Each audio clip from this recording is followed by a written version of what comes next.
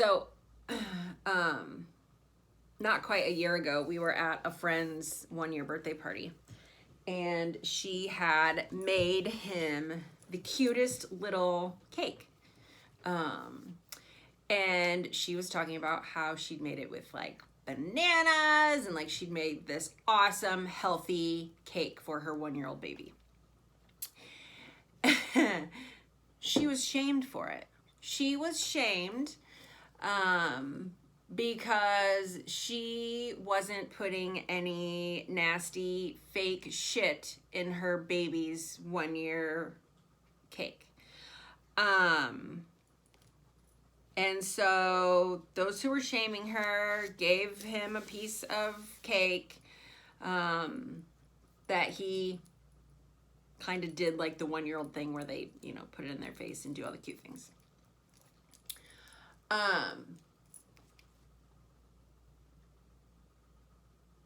It pissed me off, I'm not gonna lie. I applauded her in that moment.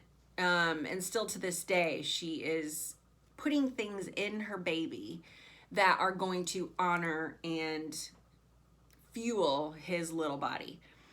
I'm not saying that a piece of occasional cake is bad for a kid. My cousin and her husband kept their boys off sugar until, oh man, they were probably like 3 or 4. And I applauded that. I won't lie, at first, like 8 years ago when she told me she was doing that, I was like, oh, well, that's kind of boring. But the more I've gotten into this whole nutrition thing, I completely respect that decision. And it's interesting to me what happens when shame becomes a part of our lives. I watch adults bully each other into drinking, into eating things that they don't want to eat. I watch people shame other people for getting healthy. I watch people shame other people for eating sugar. I watch people judge people for the way they look, the things they dress. I see people bully people on social media. We live in a world full of bullies, and everyone has a freaking opinion, and it's annoying. It's frustrating. Like, when did we all become such experts on making choices for everyone else? Like, it angers me. Like, I've been fat shamed and I've been fit shamed. I've lost 80 pounds. I'm a fitness coach. But at my heaviest, at almost 250 pounds, I hated going out to eat in a restaurant. And you know what I would do in order to show people that I didn't hate being out at a restaurant? I would eat all of my food and then like most people's leftovers. I'm not kidding. I've been fit shamed so much into it's made bad habits of me now. So that when I'm out in public or in social situations, I have like this need that I need to like eat and just like do all the things because I don't want people to say, oh, you're a fitness coach, you're on a diet. And it's built a physical chemical reaction because of the sugar intake that I have allowed back into my life in the past 18 months. Physically, like I physically draw to like the thing that I need, that I think that I need. And so watching her be shamed because she's trying to do right by her child, like it really just angered me. And I see it happen all the time on social media. You know, we're out there, everybody's got something to say about this. Everybody's got something to say about that. I have things to say too. If you follow any of my videos lately, I've been saying a lot of things because I'm sick and tired of not sharing the true way of how I feel. You know, when I first started as a coach, you hear all these kinds of things like, don't talk about political stuff. Don't talk about this. Like when I used to bartend, it was always, you don't talk about politics and you don't talk about religion at the bar. Probably shouldn't talk about money either. But like religion and politics, those were the main two. And And now everybody just talks about everybody, and they're protected by the screen, and they're blah, blah, blah, blah, blah, and everybody's got an opinion, and people just want to nah, nah, nah. And I am telling you what, like, if somebody had the balls to walk up to me in public and say whatever it is that, you know, they may say to you on social media, like, I'm gonna honor that. But most people that I'm friends with on social media that watch my stories all the time, that like all my stuff, when I see them out in public, they won't even make eye contact with me. Like, I'm not going to try to sell you some stuff. I'm not going to try to talk to you about Jesus. Well, I might. But I'm not out here to have any sort of agenda.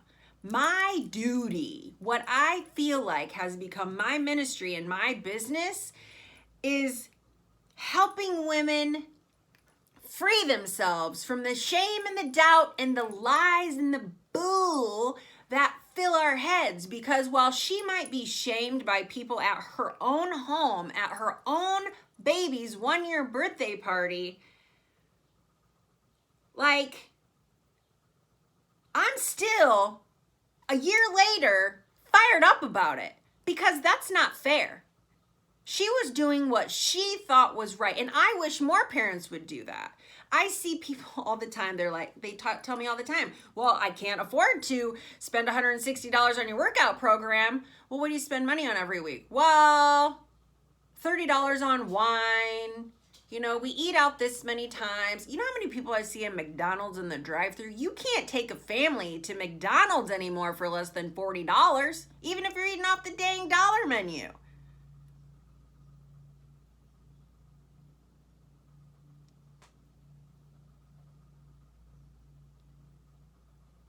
Our priorities have gotten completely discombobulated. Our priorities have gotten completely out of whack. Misaligned. Misaligned, misaligned, misaligned. If you're out there shaming anyone for anything, and I'm not shaming people for going through McDonald's drive-thru, like, I'm just saying, if you can afford to eat McDonald's at least once a week, if you do that 4 times a week, you can afford to invest in a healthy meal plan. I don't care if it's mine or anybody else's. I'm just saying, perspective. But if you have time to shame anyone, you probably should be taking a little deeper look at what's going on inside of you, because so many times we make excuses as to, well, I'm not judging, but. If you have to start your sentence out by saying, I'm not judging, but, you're probably judging. I mean, just a guess. So I really want to challenge us to knock it off. And I don't want to call anyone out, but I wish more moms were making an attempt to feed their kids cake with bananas. We have literally become a society addicted to fast and addicted to sugar. You can say, well, I don't eat sugar, but I like potato chips. Well, potato chips are made from starch, which turns to sugar, which turns to fat. So ultimately, if you're eating a lot of starchy foods, it's the same as sugar. Just so we're clear. I love to have a treat on occasion. I love to get down on some cheddar and sour cream and potato chips. The wavy ruffles, like, those are my favorite. I'm not here to tell you not to enjoy life. I'm here to tell you that when it starts to build shame and you're putting that on someone else, or you're shaming yourself because you're eating a bag of potato chips every night, you've got to do some deep inner soul searching. Not for the, you know, vanity part of it, but just for the simple fact that you're probably feeding your feelings instead of fueling or fixing what's inside of you that needs to come out. We have an epidemic in our country, and it starts with what we put in our mouth. It starts with what we put in our ears, and it starts with what we see with our eyes. I've been binge watched Sex in the City. I watched it when it was on network television. Yes, I'm that old. We used to have Sex in the City night at my roommate's boyfriend's apartment because we couldn't get it in the dorm. I loved that show. The movies came out. I saw them in theater a couple times. Probably not the best thing for me to be putting like visually and in my ears. Okay. When I decided I was recommitting my life to Christ, huge Pearl Jam fan. I love Pearl Jam. You don't hear Eddie Vedder talk about, sing with like naughty words or talk about naked women really. But I really started focusing on Christ-focused music, on Christian contemporary music that fuels my soul and reminds me in the car when I'm usually in my head the most, his promises for my life. When we watch a movie, like there are so many shows that I used to love to watch. Ray Donovan, Ozark. Like I used to just watch and watch and watch these shows. I can't watch them anymore. I can't handle all the F-bombs in my life because before I came back to Christ, like if you heard me in a conversation, probably 3 words out of 20 were the F word. And I can find myself traveling right back in to those bad, unhealthy habits. I don't want to go there. I want to walk the walk. I'm not here to just talk the talk. When I hang around people who drink, makes me want to drink. When I hang around people who cuss, I find myself leading that way. When I listen to music that makes my, old nostalgic days come back, I'm like, oh man, I could go for some cheesy popcorn right now. I'm allergic to corn. What you put in your ears, what you see with your eyes, what you put in your mouth, what you take in here is what comes out here. It's what you manifest through here. Somebody said, what you eat in private, you wear in public. Yeah, that's true. But what you listen to, what you watch, works the same way. Well, it's just entertainment. Well, yeah, it is. But even anymore, watching our favorite, we don't even watch Law & Order SVU anymore because Olivia Benson now has a bisexual 9-year-old. I'm sorry. What? 9-year-old hasn't even hit puberty yet. How the hell do you know what your sexual orientation is? And why are we making that an okay subject on network television? Why are we allowing these agendas to be put into our heads?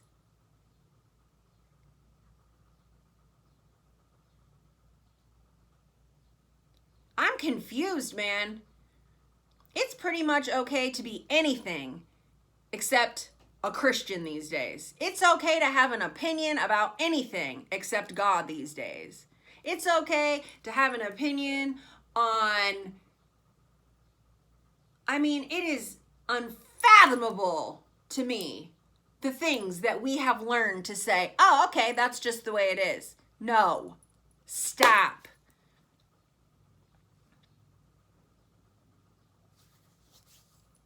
We have to stop. That is not what this good book is about. Shame, doubt, and fear, those aren't motivators. Grace is the motivator. And where does grace come from? Grace comes through Christ. And what we put in here, and what we put in here, and what we put in here, all is a reflection of what we give back. And if you're putting in negativity, your shame is coming out to smack someone else. Your shame is living in between your ears. Your doubt is manifesting itself in your life. Your fork is holding you back from allowing you to live and serve as Christ called you to. And I'm sick and freaking tired of hearing people tell me their excuses because, trust me, I have plenty of my own. That doesn't mean I don't relate. That does not mean that I'm going to shame you. That does not mean that I'm going to tell you that your shit isn't valid. But what I'm going to tell you, I'm going to ask you is, when was the last time you got on your knees with your Bible and really cried out to God and said, why me? Or where are you? Or, oh my gosh, police, help me now. We cry out to social media. We cry out to doctors. We cry out to our preacher. We cry out to our friends and our spouse. Why don't we cry out to the good book? Why don't we go to where the living, breathing Word of God has a daily instruction to our life? Why? Because it's easier to Google it?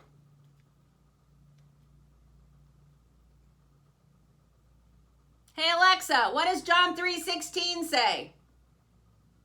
Getting your selection from Audible. Resume blessed in the darkness. You overcome obstacles and become everything He's on your Joel Osteen, baby. Chapter 4. Alexa, pause. Listen, there's no place for shame and doubt. There's no place for judging other people.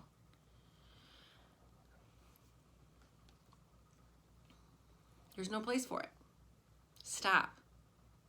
If you see a mom out there who's trying to help her kid make a better decision in a food choice, honor that. Honor her, because that is not the popular opinion. And more people should be out there doing the Sarah, because the Sarah is shopping around the perimeter of the grocery store. She's not going up those aisles living on processed food. She wants that kiddo of hers to live his best possible life. Sugar causes so many more problems than people even realize. Would you hand a line of cocaine to your toddler and say, here you go, snort this? Probably not. Sugar is 10 times more addictive than that little white powdery line you snort up your nose. Did you know that? Did you know that the dopamine response in your brain when you put sugar in your mouth is the same dopamine response a crackhead gets when he snorts that line? It's 10 times more addictive. 10 times. Sugar is 10 times more addictive.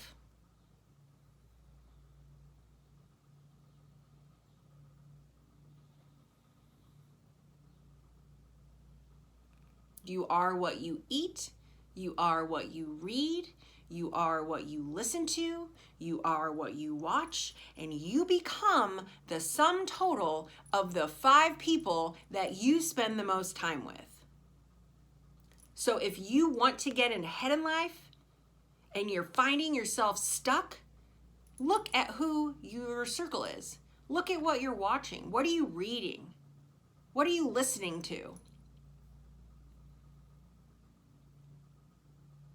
The things that we do for ourselves are the lessons our children learn.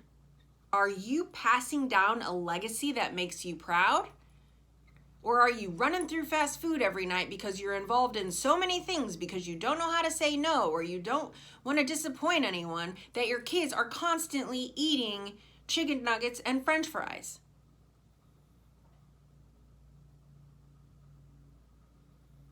Homegirl gets down on the occasional chicken nugget with hot mustard. I ain't being judgy, but if it becomes a constant routine in your home, instead of cooking and sitting around the dinner table as a family, priorities have to shift. Did you know goldfish crackers, literally, this is like the only country where goldfish crackers are allowed to be?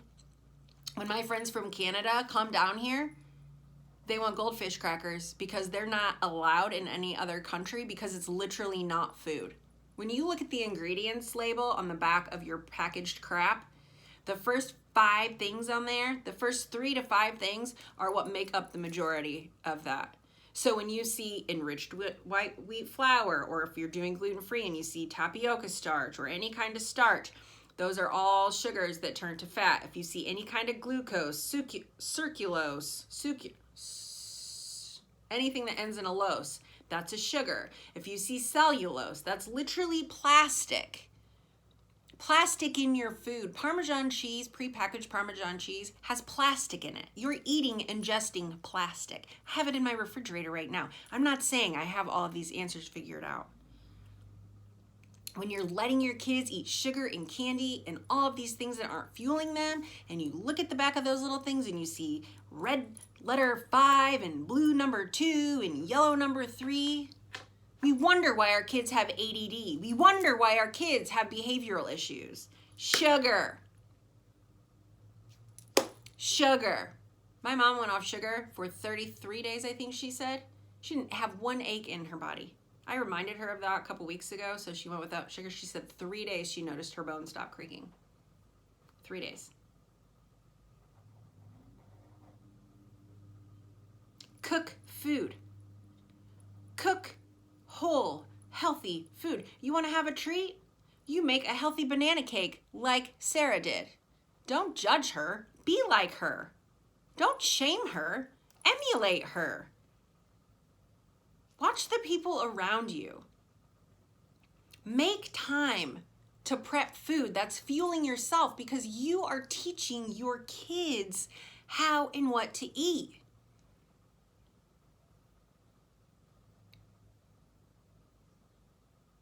Don't shame someone because they're trying to make better decisions.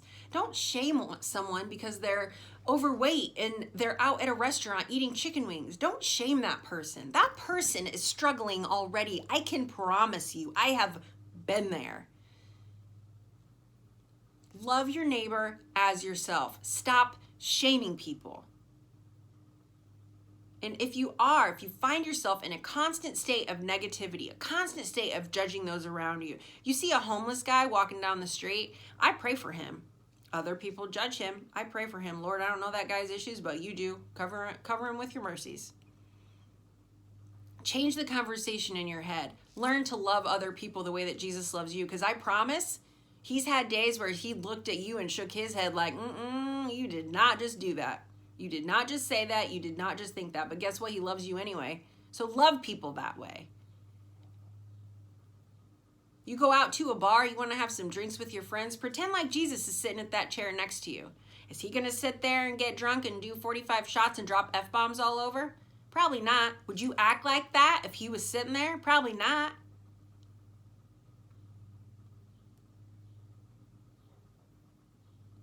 I don't know whatever happened to the WWJD bracelets. I really don't. But I wish they were everywhere, all over the place, because I would wear 10 of them up to my arm and hand them out as I go around to different places. We've got to get back to loving some people, my friends. And this world makes it real hard to love people. Pastor Ben says you can't reason with a fool. It's hard to share your faith with someone who doesn't know Christ. So just love them. Be the change you wish to see. That's not scriptural, that's Gandhi, but I think it's pretty good stuff. You reap what you sow. What you put in your body is what comes out. What you put into others is what comes out. Sow good seeds. Don't shame the mom for wanting a better life for her kids. Be like her.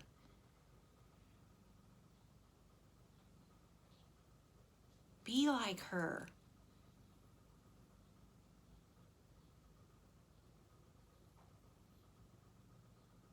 I hope I'm a mom someday.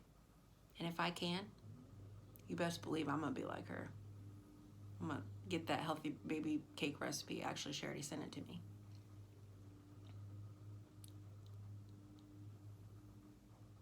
Let's teach our kids some good, healthy habits. They deserve it. You deserve it. Lay off the sugar. It is delicious, but man, your body does not like it. 3 days. Just go 3 days. 4 days. Then 5 days. Then 6 days. Then 7 days.